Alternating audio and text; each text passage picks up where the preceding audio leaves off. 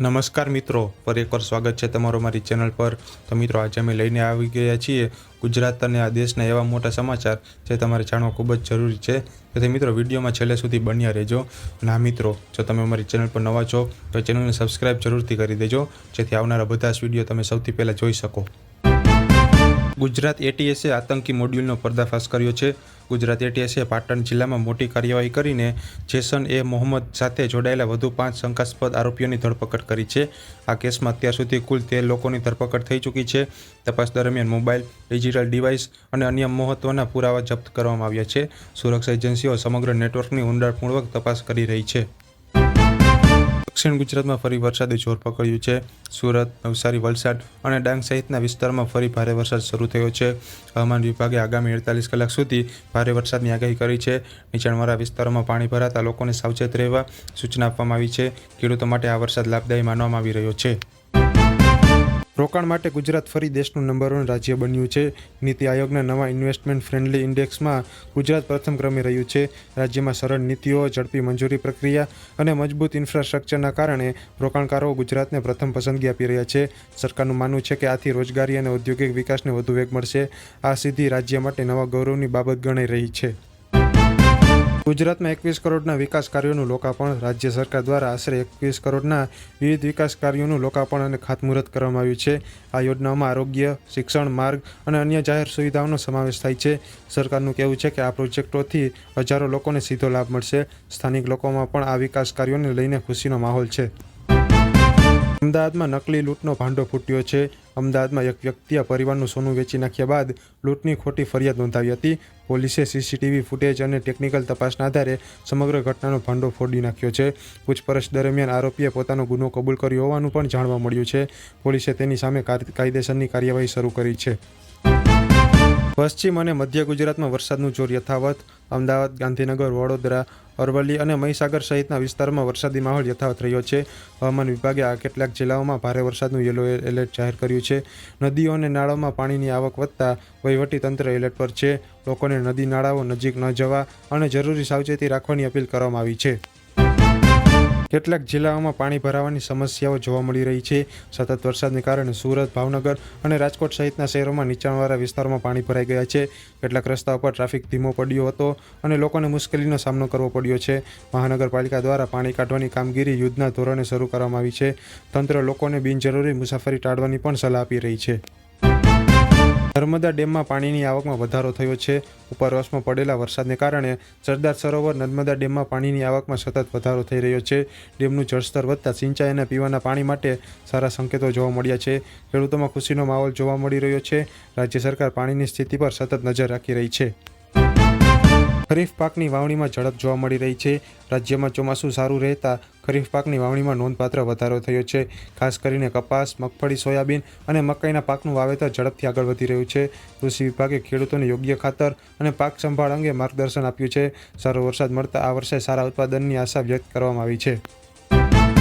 શહેરોમાં ટ્રાફિક અને ડ્રેનેજ વ્યવસ્થામાં સુધારા માટે કાર્યવાહી ચાલુ છે। વરસાદને ધ્યાનમાં રાખીને રાજ્યના મોટા શહેરોમાં ડ્રેનેજ સાફ કરવાની કામગીરી તેજ કરવામાં આવી છે।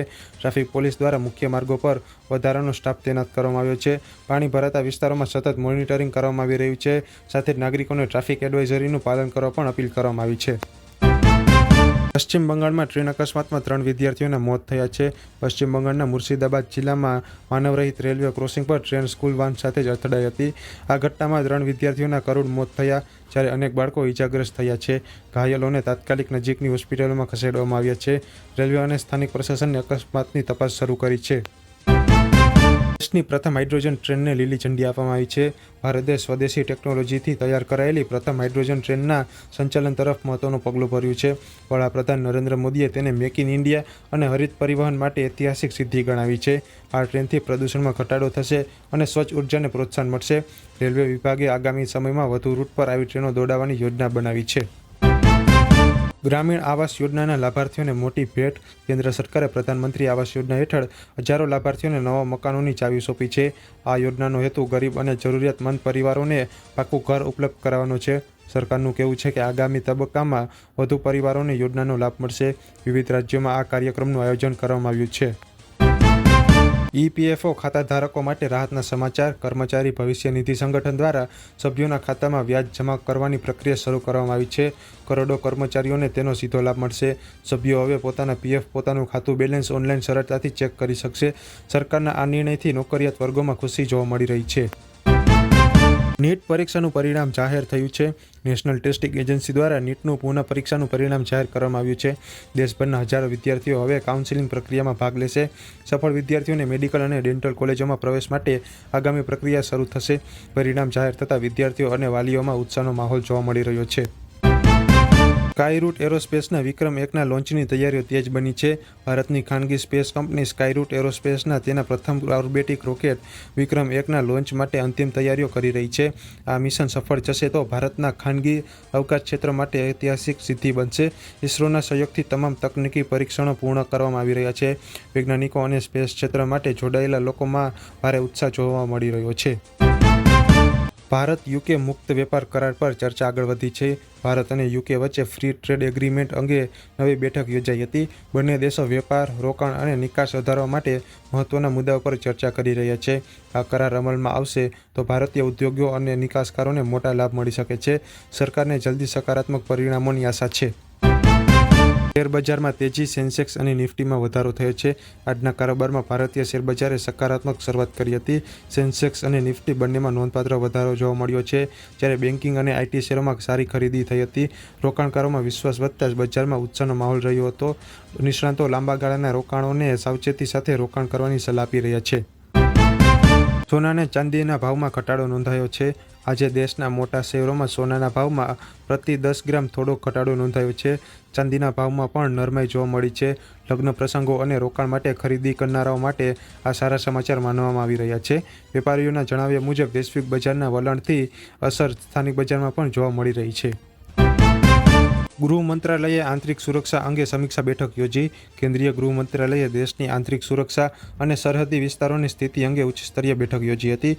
બેઠકમાં વિવિધ રાજ્યોના વરિષ્ઠ અધિકારીઓને ભાગ લીધો હતો. આતંકવાદ, સાયબર ક્રાઇમ અને સરહદી સુરક્ષા જેવા મુદ્દાઓ પર વિસ્તૃત ચર્ચા કરવામાં આવી હતી. સુરક્ષા વ્યવસ્થા વધુ મજબૂત બનાવવા માટે અનેક મહત્વપૂર્ણ સૂચનાઓ આપવામાં આવી છે. દેશના અનેક રાજ્યોમાં ભારે વરસાદનું એલર્ટ. ભારતીય હવામાન વિભાગે ગુજરાત, મહારાષ્ટ્ર, મધ્યપ્રદેશ, રાજસ્થાન, ઉત્તરાખંડ અને ઉત્તર પૂર્વના કેટલાક રાજ્યોમાં ભારે વરસાદની આગાહી કરી છે. નીચાણવાળા વિસ્તારોમાં પાણી ભરાવા અને નદીઓમાં જળસ્તર વધવાની શક્યતા વ્યક્ત કરવામાં આવી છે. રાજ્ય સરકારોને જરૂરી સાવચેતી રાખવા સૂચના આપવામાં આવી છે. લોકોને બિનજરૂરી મુસાફરી ટાળવા અને સ્થાનિક તંત્રની સૂચનાઓનું પાલન કરવા અપીલ કરવામાં આવી છે. ખરીફ પાકની સ્થિતિ પર કેન્દ્ર સરકારની નજર. કેન્દ્ર સરકાર કૃષિ મંત્રાલય મારફતે દેશભરમાં ખરીફ પાકની વાવણી અને વરસાદની સ્થિતિ પર સતત નજર રાખી રહી છે. રાજ્ય પાસેથી નિયમિત અહેવાલ મંગાવવામાં આવી રહ્યા છે. ખેડૂતોને સમયસર ખાતર, બીજ અને સિંચાઈની સુવિધા ઉપલબ્ધ કરવા માટે જરૂરી પગલાં લેવામાં આવી રહ્યા છે. સારા ચોમાસાને કારણે આ વર્ષે ઉત્પાદન વધવાની આશા વ્યક્ત કરવામાં આવી રહી છે. મુસાફરોની સુવિધા માટે રેલવેની ખાસ વ્યવસ્થા. ભારતીય રેલવેએ મુસાફરોની વધતી સંખ્યાને ધ્યાનમાં રાખીને કેટલાક રૂટ પર વિશેષ ટ્રેનો દોડાવવાનો નિર્ણય લીધો છે. મુખ્ય સ્ટેશનો પર વધારાનો સ્ટાફ અને સુરક્ષા વ્યવસ્થા પણ ગોઠવવામાં આવી છે. ઓનલાઈન ટિકિટ બુકિંગ અને મુસાફરોને માહિતી આપવા માટે વિશેષ વ્યવસ્થા કરવામાં આવી રહી છે. રજાના દિવસોમાં મુસાફરોને રાહત મળશે એવી અપેક્ષા કરવામાં આવી રહી છે. ચોમાસામાં ચેપી રોગોથી બચવા આરોગ્ય વિભાગની એડવાઇઝરી જાહેર. કેન્દ્રીય આરોગ્ય મંત્રાલયે વરસાદી મોસમ દરમિયાન ડેન્ગ્યુ, મલેરિયા અને વાયરલ તાવથી બચવા માટે માર્ગદર્શિકા જાહેર કરી છે. લોકોને સ્વચ્છ પાણી પીવા, આસપાસ પાણી ભરાઈ ન રહે તેની કાળજી રાખવા અને મચ્છરોથી બચવાના ઉપાયો અપનાવવાની અપીલ કરવામાં આવી છે. હોસ્પિટલોને પણ જરૂરી દવાઓ અને સારવારની તૈયારી રાખવા સૂચના આપવામાં આવી છે. આરોગ્ય વિભાગે સાવચેતીને સૌથી મોટું રક્ષણ ગણાવ્યું છે. દેશભરમાં ઇન્ફ્રાસ્ટ્રક્ચર વિકાસને વધુ વેગ. કેન્દ્ર સરકારે માર્ગ, રેલવે, એરપોર્ટ અને સ્માર્ટ સિટી સહિતના અનેક ઇન્ફ્રાસ્ટ્રક્ચર પ્રોજેક્ટની કામગીરી ઝડપી બનાવવા સૂચના આપી છે. વિવિધ રાજ્યોમાં ચાલી રહેલા પ્રોજેક્ટની સમીક્ષા કરવામાં આવી રહી છે. સરકારનું કહેવું છે કે આ યોજનાઓથી રોજગારી વધશે અને અર્થતંત્રને મજબૂતી મળશે. આગામી મહિનાઓમાં અનેક નવા પ્રોજેક્ટના લોકાર્પણની પણ શક્યતા છે. તો મિત્રો, આ હતા આજના ગુજરાતની સાથે આખા દેશના સૌથી મોટા અને મહત્ત્વના સમાચાર જે તમારે જાણવા ખૂબ જ જરૂરી હતા. જો મિત્રો તમને અમારો વિડીયો ગમ્યો હોય તો વિડીયોને લાઇક કરીને ચેનલને સબસ્ક્રાઈબ જરૂરથી કરી દેજો, જેથી આવનારા બધા વિડીયો તમે સૌથી પહેલાં જોઈ શકો. અને અમને કોમેન્ટ કરીને જણાવજો કે તમને સૌથી મહત્ત્વના સમાચાર ક્યાં લાગ્યા. મળીએ મિત્રો આવા જ એક નવા વિડીયો સાથે. ત્યાં સુધી જય હિન્દ, જય ગરવી ગુજરાત.